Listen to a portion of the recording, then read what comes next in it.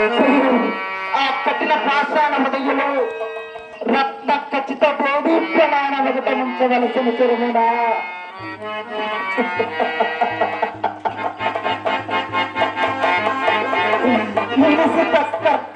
కంటకమైన మగుటమున్నకు దాని నొక్కినారే శిరీష కృష్ణ కోమల శిరీలపై శిలువ కొయ్య నుంచి మోయించుచున్నారే సమూహ చంద్రికలు విరిగిమోమున ఉమ్మి వేయుచున్నారే అభయాశీర్వాద హస్తములను శృంఖలాబద్ధలను చేసినారే నేనంత తప్పద మనస్థితిని నేనంత తప్పద మనస్థితిని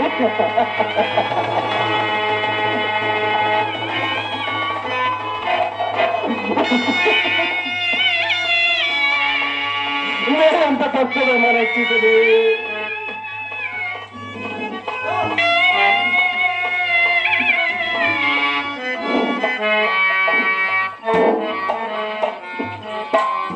నేనంత తప్పిద మనస్థితిని నేనంత తప్పిద మనస్థితిని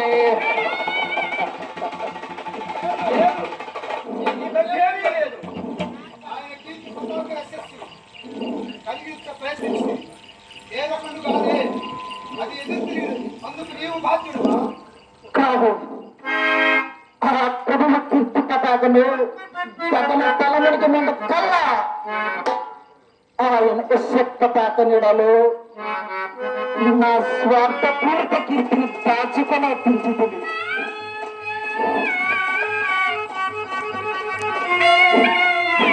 ఆలోచించిన కొలది ఆ మహనీయుని కార్య పరంపరలో ఐకిక సుఖదూరములు ఆరుశ్రీకి దారి నడిపోతున్నది ఒకదాని ఇప్పుడేది కర్తవ్యము కర్తవ్యమును సవరించుకున్నట్టుకున్న నచ్చిన తుది యత్నము కూడా విఫలమైనదే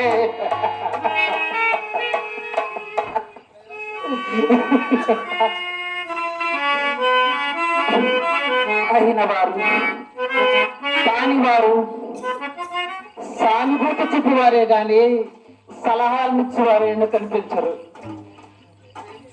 ఇప్పుడేమి చేయదును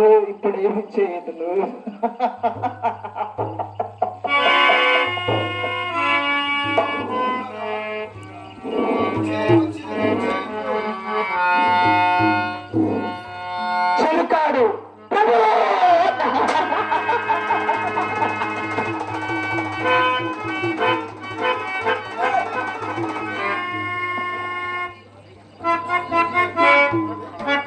చెలికాడు నీ బలి రక్తం స్రావదలా పెట్టిన క్రూర పెంపులి వీడు ఓరి గురుద్రోహి ఈ ఘోరాపవాదారమును కంఠమును ధరించి లోకములో తిరగటం కన్నా ఆ గురిత్రాడు చుట్టుకొని సావడం శత విధాలా మిన్నా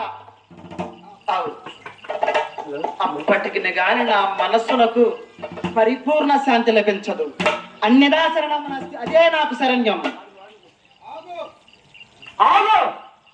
అనుకున్న కార్యాల కానంత మాత్రాన అసలు ప్రపంచంలో చేయాల్సిన ఉండవు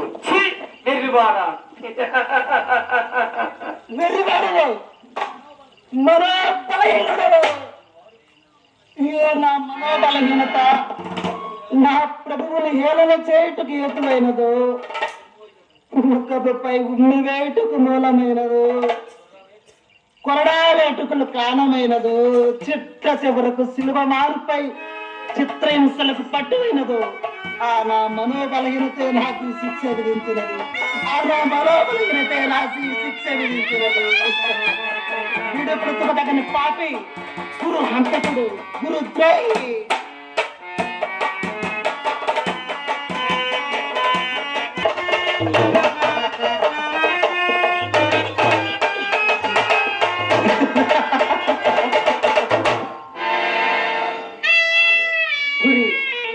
ఇదే నా నాయకుడు గారి వాళ్ళకు ఈ అజ్ఞాత ప్రదేశములకు పోయి ఎందుకు నివసించకూడదు కోరి ఎందుకు ఈ విరూపమూర్తి కురాల దూరవలయను